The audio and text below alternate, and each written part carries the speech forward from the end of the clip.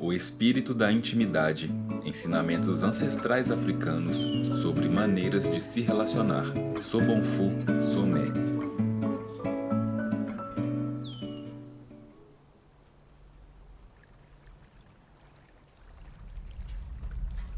Ritual. O chamado do espírito. É importante, em qualquer relacionamento, fazer rituais para manter a paz, para manter os pés no chão, para melhorar a comunicação. Existem rituais que ajudam os casais a reafirmar seu propósito, a contribuir com seus dons à comunidade e a compartilhar as dificuldades dos outros, para que não fiquem envolvidos somente com suas próprias questões. O que é um ritual? Um ritual é uma cerimônia em que chamamos o espírito para servir de guia para supervisionar nossas atividades.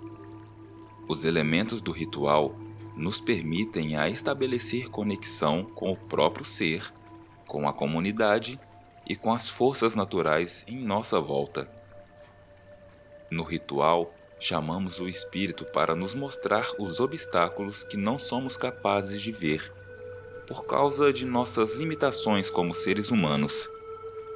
Os rituais nos ajudam a remover obstáculos entre nós e nosso verdadeiro espírito e outros espíritos.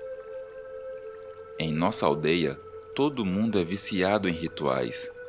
Algumas pessoas são íntimas de toda a aldeia, simplesmente por causa de seu envolvimento frequente nos rituais. Os rituais são tão apreciados que a maior parte das conversas é sobre o mais recente ritual ou sobre a necessidade de fazer um outro. Talvez seja por esse motivo que as pessoas da aldeia não têm televisão. Buscam sempre estar envolvidas em rituais, porque o ritual dá uma energia especial que dura uns 3 ou 4 dias. Assim que começa a diminuir a energia, todos se preocupam. Precisam do barato novamente. Não se faz um ritual somente por fazer. Todo ritual deve ter um propósito específico, uma intenção claramente definida. Deve haver algo para ser resolvido. Existem rituais individuais, rituais comunais, rituais de manutenção e rituais radicais. Rituais radicais são feitos para desassociar a pessoa de um estado de profunda agitação ou alienação e reunificá-la ao seu espírito. São feitos pela comunidade para um ou mais indivíduos. Depois, são necessários rituais de manutenção para que os efeitos do ritual radical continuem. Tomem, por exemplo, uma pessoa que esteja muito desconectada de si, de seu espírito. Ela não precisa de um ritual de manutenção. Precisa de algo radical para acabar com a desconexão e trazer o espírito de volta, a fim de que possa voltar a sentir-se vibrante. Em tal ritual, a comunidade precisa estar presente, porque a pessoa fica tão vulnerável que necessita de um espaço sagrado contido, mantido por pessoas que garantirão que não se machuque. A comunidade também precisa estar presente para recebê-la de volta. Quando a pessoa passa por um ritual radical, se não tiver uma recepção apropriada na volta, sua psique vai entender que não fez o ritual de forma correta. Ela pode ter de repetir o ritual. A psique não saberá que o ritual foi bem sucedido, na ausência de uma comunidade em volta a atestar tal fato. Quando se quer entrar no mundo do ritual, é preciso reconhecer a existência de toda uma linha de ancestrais, de um mundo de espírito em nossa volta, espíritos do mundo animal, da terra, das árvores e assim por diante. Se a pessoa disser para essas forças: venham e unam-se a nós, para que possamos nos abrir e realizar algo. então já estará em ritual. Depois disso, é preciso declarar seu propósito, esclarecendo sua necessidade ou objetivos. Os espíritos são atraídos para as atividades, particularmente aquelas que requeram seu envolvimento. Tudo que a pessoa precisa fazer daí em diante é mergulhar em seu coração e ouvir seu ritmo. Os seres que chamou para seu círculo falarão com ela. O problema é que, em geral, não nos concentramos o suficiente nessa atividade e, por isso, não os ouvimos. Com frequência, quando você convida um espírito, ele não vem sozinho. Reúne seus amigos, seus parentes, amigos de amigos e assim por diante.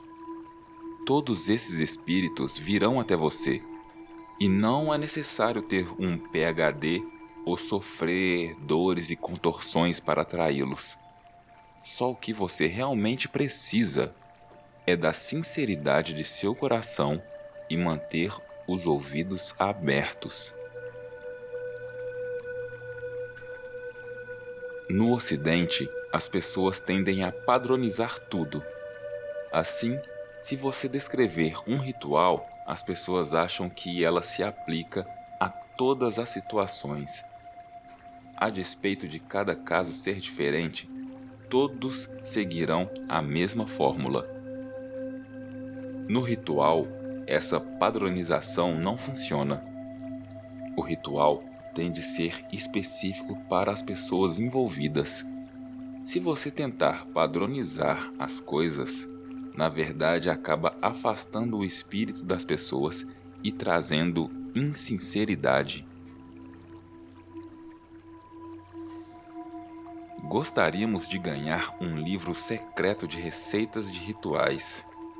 Desse modo, se tivéssemos uma dor de dente, poderíamos ler a página 129, parágrafo 2, e tudo ficaria resolvido. Mas, na verdade, nós somos a página 129, parágrafo 2. O que estou dizendo é que você deve acreditar em si mesmo, acreditar em sua habilidade de ouvir. Diga apenas: sei que essas coisas existem em algum lugar dentro de mim. Lembro-me de quando era criança, como uma de minhas avós nos envolvia nos rituais. Ela montava situações nas quais tínhamos que criar um ritual apropriado. Ela nunca interferia em nossa criatividade. Tudo o que fazia era garantir que avançássemos. Assim como uma mãe que ensina uma criança a andar. Ela nos guiava um pouquinho e, quando caíamos, estimulava-nos para seguíssemos tentando. Em qualquer ritual, começa-se preparando o espaço sagrado e montando-se um altar. Depois, convida-se o espírito com uma invocação. Primeiro, deve-se definir a intenção e reunir um grupo de pessoas sérias que queiram o bem maior. As pessoas envolvidas em um ritual são as únicas que podem determinar exatamente quais elementos são necessários. Os rituais não são todos iguais. Cada um tem o seu sabor. O melhor é estudar a situação cuidadosamente, depois determinar quais os elementos necessários. A diversão começa quando cada um colabora com um ingrediente. O ritual é, portanto, como um jantar, no qual todo mundo traz um ingrediente. Algumas pessoas trazem cebolas, outras tomates, algumas trazem alface ou aipo, pimentão ou pimenta, e assim por diante. Depois de reunir todos os elementos, você verifica quais os ingredientes que funcionam melhor.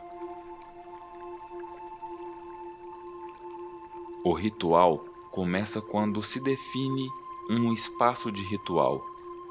pode-se delinear um espaço de ritual com cinzas, folhas ou pedras. Algumas vezes pode-se simplesmente montar um altar. Selecione um lugar onde possa montar um altar e acenda algumas velas. Com cinzas, faça um círculo de tamanho que julgar necessário. Pode ser um círculo pequeno para 2 pessoas sentarem e resolverem um conflito, ou grande para incluir muitas pessoas. As cinzas pode ser de qualquer madeira queimada, preferivelmente sem pregos ou qualquer tipo de substância química. Como a cinza é ligada ao fogo, confere proteção, ajuda quando os espíritos são chamados e auxilia as pessoas a se conectarem. Impede que energias negativas surjam enquanto a pessoa estiver no ritual. Seu altar deve ser feito de itens que simbolizem algo de bom para você e se relacionem com o propósito do ritual. Deve ser belo. Você pode usar velas, água, flores, tecidos, máscaras ou fotografias. Em um ritual feito para um relacionamento, pode ser útil montar um altar do casal e um altar individual. O altar do casal deve conter elementos selecionados por ambos, e o altar pessoal deve ser produzido pelo indivíduo. Na tribo da Gara, usamos no altar as cores azul ou preto, vermelho, amarelo, verde e branco. Essas cores representam respectivamente água, fogo, terra, natureza e mineral. O povo da Gara não faz distinção entre azul e preto.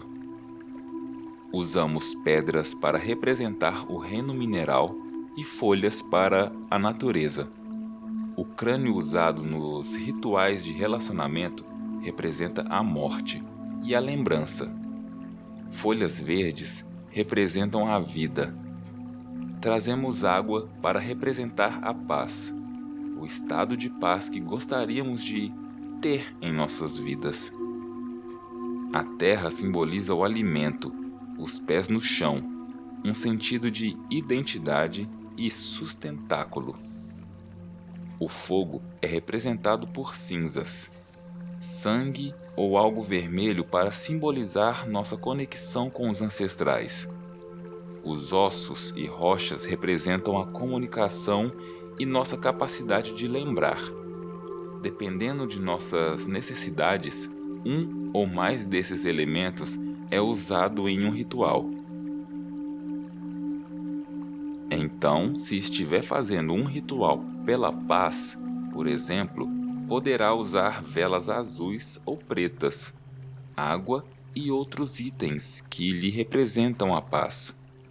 Se o ritual for para acalentar ou para trabalhar na identidade de um relacionamento, você poderá usar terra e velas amarelas.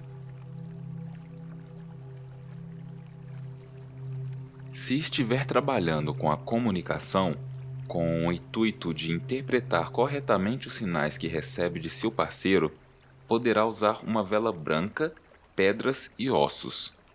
Se estiver trabalhando para se conectar com o espírito dos ancestrais ou manter a conexão espiritual em seu relacionamento, poderá usar velas vermelhas.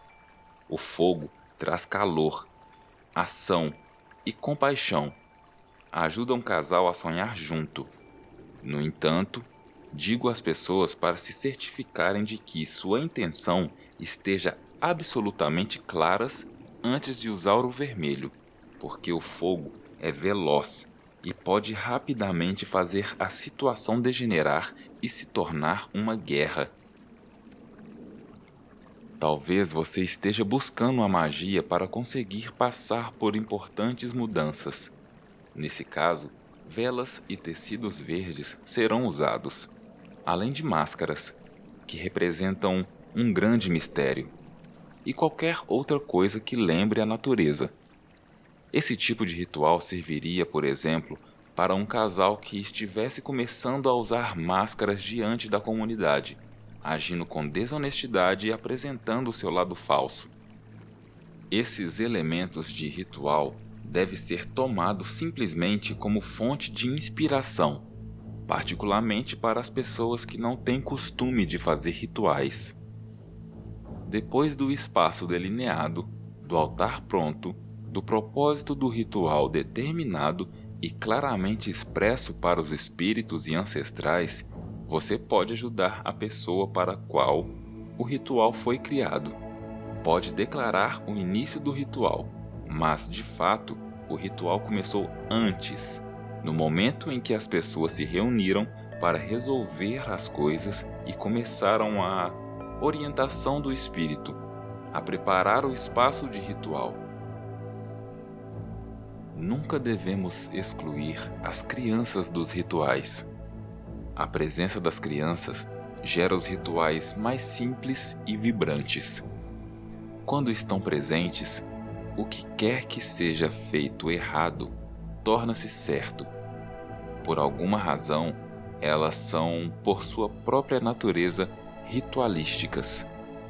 Mesmo que você simplesmente as reúna, chame os espíritos, declare seu propósito e faça uma procissão liderada pelas crianças, só isso já estará bem.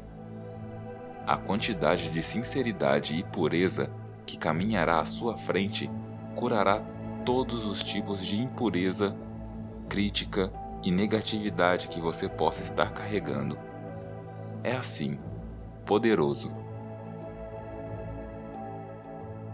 Nem todos os aspectos dos rituais africanos funcionarão no Ocidente, como a ideia de sacrifício. O sacrifício de galinhas, por exemplo, por outro lado, as pessoas estão acostumadas com oferendas. Leve uma oferenda até o mar, leve uma oferenda até a montanha ou campo. É muito proveitoso fazer uma doação periódica pelo bem de sua vida íntima, uma oferta de gratidão ao espírito ou uma entrega da negatividade para purificar sua relação. As pessoas tendem a se distanciar de suas emoções. Assim, desconectam-se do que está acontecendo e tornam-se superficiais. No ritual, se a pessoa sentir vontade de chorar, não há problema. Se a pessoa sentir raiva, é importante que possa extravasá-la. Com efeito, a raiva carrega uma energia de cura. Ela só se torna destrutiva quando deixamos que domine nosso ser e o mantenha prisioneiro. Todo o conceito de intimidade é fundamentalmente derivado do ritual. Fora do ritual, nada pode ser verdadeiramente íntimo. É por isso que na aldeia, toda emoção é ritualisticamente compreendida. Assim, os relacionamentos humanos, quando começam a se aprofundar, entram no canal do ritual. Os relacionamentos mais íntimos desenvolvem-se constantemente como ritual. Assim, qualquer coisa próxima, qualquer coisa íntima é impossível sem um espaço ritual. Qualquer coisa que leve as pessoas a expressarem umas para as outras algo diferente da sua vida diária, toca no mundo espiritual, no mundo ancestral, e é, portanto, um evento de ritual. Aprender a se familiarizar com a intimidade é voltar à escola de ritual. Se você souber como viver em ritual, provavelmente lidará melhor com seu relacionamento do que se não souber. Não sei como provar o que estou afirmando, mas não posso evitar de reconhecer nos gritos de um ritual de resolução de conflito de casal a renovação do contrato da intimidade. É como se, de alguma forma, sem esse ritual, outros 5 dias de relacionamento não seriam possíveis. Seu esforço também significa que essas pessoas estão levando a sério seu relacionamento. Se as pessoas compreendessem a conexão entre a intimidade e o espírito, lidariam diferentemente com toda a ideia de relacionamento. Elas começariam a compreender que o ritual pode ajudar a curar a raiva e a frustração entre parceiros. Em um espaço ritual, o espírito ajuda a resolver essas questões. Não é uma solução rápida do tipo, faça um ritual e tudo fica perfeito. No geral, os conflitos são profundamente enraizados na psique e é mesmo difícil para as pessoas separarem-se deles. No entanto, quando uma pessoa começa a entregar o comando para o espírito e a convidá-lo por meio do ritual, é muito fácil para o espírito ajudar a curar essas feridas. Pelo que pude observar na cultura dos Estados Unidos, a maior parte dos relacionamentos começa do alto da colina. O alto da colina tem essa sensação gostosa de estar apaixonado. É claro, existe toda aquela dificuldade da paquera. É tão frustrante você ter de encontrar a pessoa, depois ficar com medo de não funcionar, de que algo vai dar errado. Eventualmente, porém, tudo funciona e parece o paraíso. Esse é um relacionamento do alto da colina. No entanto, um relacionamento precisa crescer e estar sempre em movimento. Se já estiver no topo, para onde irá? É muito difícil descobrir uma forma de continuar dando voltas no alto da colina. Assim, frequentemente, a coisa vai para baixo. No contexto da aldeia, no qual a comunidade dá apoio ao relacionamento entre duas pessoas, esse relacionamento começa embaixo da colina. Gradualmente, é empurrado pela comunidade e pelo espírito com o apoio do ritual para cima. Assim, quando duas pessoas chegam ao topo, levam toda a comunidade junto. Qual é o destino de um relacionamento na ausência da comunidade? E na ausência de ritual? Acho que é algo em perigo. É por isso que aqueles que estão em um relacionamento íntimo devem começar a abordá-lo como algo sagrado, que deve ser tratado em um contexto de ritual. Como fazer isso? Acho que, primeiro, a habilidade de duas pessoas se descobrirem devem ser homenageada com um ritual de ação de graças ao espírito, porque é por intermédio do espírito que duas pessoas conseguem se encontrar. Assim, elas devem procurar uma forma de ritualizar esse encontro e dar graças ao espírito que as uniu. A imaginação e o amor que sentem pela outra podem ajudá-las a fazer isso. A próxima coisa é de modo contínuo, devolver o relacionamento para o próprio espírito que o concebeu. O casal é o recipiente, mas o espírito é aquele cuja bênção injeta vida e crescimento no relacionamento. Toda vez que um conflito nasce, esse conflito deve ser visto fundamentalmente como um aviso enviado pelo espírito. Está apontando para uma profunda instabilidade ou um desvio do caminho, o caminho desenhado por ele para o relacionamento. Assim, novamente, é o espírito que as pessoas em conflito devem procurar por meio do ritual, para compreender que o conflito é algo maior do que essas duas pessoas. Talvez simplesmente por entregar com humildade o problema nas mãos do espírito possa surgir alguma luz a respeito de como começar a resolvê-lo. É muito difícil resolver intelectualmente as emoções. A mente não sabe como sentir. Sua lógica não pode satisfazer o desejo do coração. É por isso que é tão importante entender como o ritual ou a sensação de estar dentro do ritual pode ser um instrumento para resolver crises nos relacionamentos. O que estou tentando dizer é que, de muitas formas, nossa capacidade de enxergar e cuidar do outro é uma dádiva do espírito. Não devemos encará-la como certeza garantida. Toda dádiva deve ser mantida e acalentada. Se não soubermos como nutrir essa dádiva, ao menos precisamos notificar a fonte doadora quanto à nossa inabilidade de cuidar dela. Espíritos adoram intervir em nossos assuntos. No entanto, não o fazem sem a nossa vontade. Eles estão aí fora esperando um trabalho para fazer. Sempre falamos sobre desemprego neste mundo. Pense no outro mundo. Então, essas são pequenas tarefas que podemos lançar aqui e ali para os espíritos, coisas que podem fazer por nós. Talvez seja nessas pequenas coisas que encontraremos nosso caminho de volta ao tipo de comunidade que naturalmente nos manterá unidos. Não podemos resolver em nosso cérebro exatamente como um ritual vai funcionar antes de entrarmos neste. Temos de começar dizendo ao espírito que reconhecemos nossa ignorância. Não há nada de errado em não saber.